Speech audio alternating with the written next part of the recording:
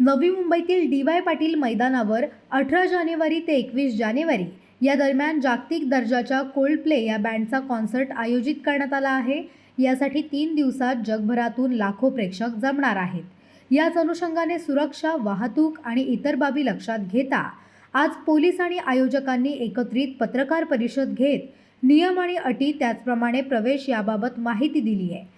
सामान्य नागरिकांना याचा कोणताही त्रास होऊ नये म्हणून विविध उपाययोजना करण्यात येणार असल्याचेही यावेळी सांगण्यात आले आहे। कोल्डप्लेच्या कार्यक्रमाच्या अनुषंगाने दिनांक 18, 19 आणि 21 या दिवशीच्या कार्यक्रमाच्या अनुषंगाने एकूण 1 DCP, 2 ACP, जवळपास 30 अधिकारी आणि 435च्या आसपास वाहतुकीचे अंमलदार जे आहेत ते नेमण्यात आले आहेत। सोबत जवळपास 400 वॉर्डन आपण त्यांच्याकडून प्राप्त करून घेण्यात आले। वाहतुकीचं नियमन असेल, वाहतूक कोंडी सोडवण्याचा विषय असेल किंवा जे प्रेक्षक या ठिकाणी पाहायला येतात त्यांना अलर्टिंग पॉईंटची माहिती असेल आणि पार्किंगच्या संदर्भामध्ये माहिती असेल ती सुद्धा आपण या प्रेस नोटमधून उपलब्ध करून देत आहेत। जवळपास या कार्यक्रमासाठी येणाऱ्या लोकांसाठी 5 पार्किंग उपलब्ध करून देण्यात आले आहेत। त्यापैकी 2 पार्किंग जे आहेत त्या खारघरमध्ये आहेत, एक सेक्टर 15ला CBDमध्ये पार्किंग उपलब्ध करून देण्यात आली आहे। रहेजा माइंडस्पेस आणि रहेजा युनिव्हर्सल इथं सुद्धा पार्किंगची सोय उपलब्ध करून देण्यात आली आहे। सिटी फ्लोच्या बसेस जे आहेत ते खारघरपासून या कार्यक्रमाच्या आयोजकांनी उपलब्ध करून दिलेले आहेत, जे त्या ठिकाणी फ्री सर्व्हिसेस देतील खारघरपासून कार्यक्रम ठिकाणापर्यंत येण्यासाठी, ज्यामुळं आपल्याला वाहतूक कोंडी टाळता येऊ शकेल।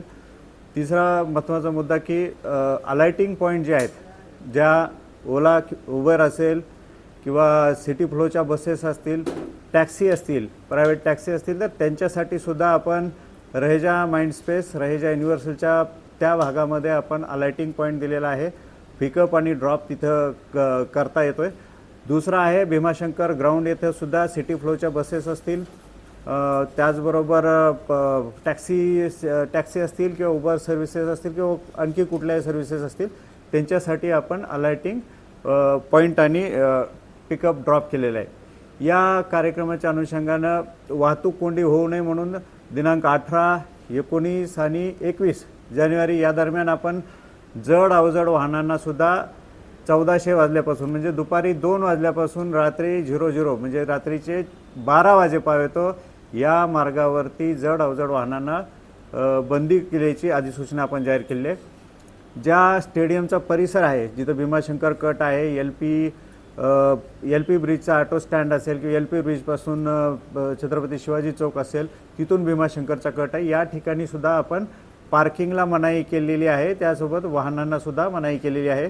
ही वाहनं जी आहेत आपल्याला अपोलो हॉस्पिटलपासून घेता येतील किंवा उरण फाट्याजवळ आपल्याला त्या पर्यायी मार्गाने जाता येईल।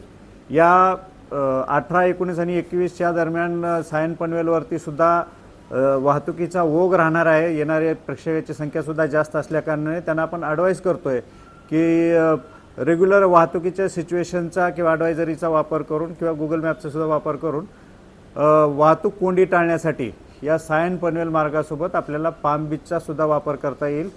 अटल सेतूकडून येणारं वाहनं जे आहेत ते आम्रमार्गाचा वापर करून उरण फाट्याजवळ भीमाशंकरच्या तिथं सुद्धा अलाइट होऊ शकतील। पार्किंग संदर्भामध्ये आयोजकाकडून पार्क प्लस नावाचं ॲप्लिकेशन उपलब्ध करून देण्यात आले। पार्क प्लस सुविधा जी अँड्रॉइडसाठी सुद्धा आणि iOS दोन्ही प्लॅटफॉर्मवरती हे पार्क प्लस ॲप्लिकेशन उपलब्ध आहे। त्याच्यावरती सुद्धा बुकिंग स्लॉट करता येईल, तुम्हाला स्लॉट बुक करता येईल आणि त्या ठिकाणी वाहनं अगोदरच लावण्याची व्यवस्था करता येऊ शकेल, ज्यामुळे तुम्हाला त्या ठिकाणावरती कुठल्याही अडथळाविना पोहोचता येईल आणि पार्क करून तुम्हाला कार्यक्रमाच्या ठिकाणी लवकर जाता येईल। 18, 19 आणि 21 तारखेला डी.वाय. पाटील स्टेडियममध्ये कोल्डप्लेचा कॉन्सर्ट होणार आहे। यासाठी जवळपास 48,000 प्रेक्षकांनी आपल्या तिकीट्स बुक केलेले आहे। ते सर्वजण या कार्यक्रमासाठी येणार असल्यामुळे त्यासाठी विविध प्रकारच्या सुविधा आयोजक बुक माय शो त्याचबरोबर पोलीस विभागाच्या वतीने करण्यात आलेल्या आहे, जेणेकरून येणारे जे प्रेक्षक आहे यांना कुठलीही गैरसोय होणार नाही। त्याचबरोबर शहरामधील ट्रॅफिकची व्यवस्था सुरळीत राहण्यासाठी काही उपाययोजना करण्यात आलेल्या आहे। त्या संदर्भातली माहिती आजच्या या प्रेस कॉन्फरन्समध्ये देण्यात येईल। जवळपास 450 पोलीस कर्मचारी आणि 70 अधिकारी आम्ही स्टेडियममध्ये तैनात केलेले आहे। त्याचबरोबर ट्रॅफिकच्या वतीने सुद्धा जवळपास 25 अधिकारी आणि 450 कर्मचारी ट्रॅफिकच्या सुव्यवस्थित ठेवण्यासाठी तैनात करण्यात आलेले आहे। या कार्यक्रमासाठी जवळपास 7 पार्किंग स्टेशन आम्ही केलेले आहे। त्या संदर्भातली सविस्तर माहिती आपल्याला डीसीपी ट्रॅफिक साहेब देतील। त्याचबरोबर 2 पिकअप ड्रॉप पॉइंट आहे। या कार्यक्रमाला येणाऱ्या प्रेक्षकांना आपापल्या तिकीट्सवर त्यांचे गेट्स दिलेले आहेत, त्या गेट्समधूनच त्यांनी प्रवेश करायचा आहे। त्यासाठी मोठ्या प्रमाणात सायनेजेस लावण्यात आलेले आहे। या कार्यक्रमासाठी येताना काही वस्तू त्यांनी आणायच्या नाही आहे त्यांच्यासोबत, त्याची लिस्ट आम्ही सगळ्या मीडियावर बुक माय शोच्या ॲपवर दिलेली आहे। त्या वस्तू त्यांनी कृपा करून घेऊन येऊ नये। आपल्याला थोड्याच वेळात ती प्रेझेंटेशन आम्ही देऊ। त्याचबरोबर नार्कोटिक्सच्या संदर्भात सगळ्या गेट्सवर स्निफर डॉग आम्ही तैनात केलेले आहे। त्याचबरोबर साध्या गणवेशातील कर्मचारी आणि मोठ्या प्रमाणात इंटेलिजन्सचा जो आमचा क्राईम ब्रांचचा स्क्वॉड आहे यामध्ये तैनात केलेला आहे की कोणीही नार्कोटिक्स कॅरी करून या परिसरामध्ये येऊ नये।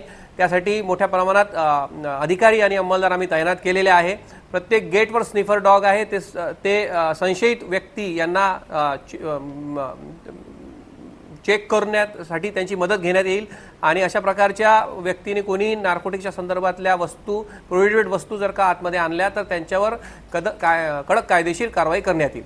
त्याचबरोबर या शोचे जे तिकीट्स आहे ते ब्लॅक मार्केटिंग किंवा खोट्या तिकीट्स विक्री संदर्भात सुद्धा मोठ्या प्रमाणात आम्ही इंटेलिजन्स नेटवर्क ॲक्टिवेट केलेला आहे।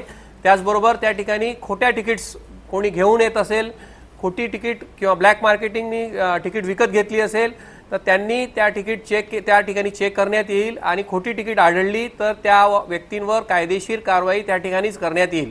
त्यामुळं येणाऱ्या प्रेक्षकांना पोलीस विभागाच्या वतीने आणि आयोजकांच्या वतीने आव्हान आहे की आपलं तिकीट खरं आहे की नाही हे त्यांनी बुक माय शोच्या ॲपवर चेक करावं। त्यासाठी त्याचे फीचर्स दिलेले आहे। कुठल्याही अनधिकृत व्यक्तीकडनं कुठल्याही प्रकारची तिकीट्स विकत घेऊ नये, त्यांच्या ऑफिशियल ॲपवरनंच त्या तिकीट्स त्यांनी विकत घेतल्या पाहिजे आणि त्यांच्या तिकीट जर का खोटा आढळल्या तर त्यांच्यावर कायदेशीर कारवाई करण्यात येईल।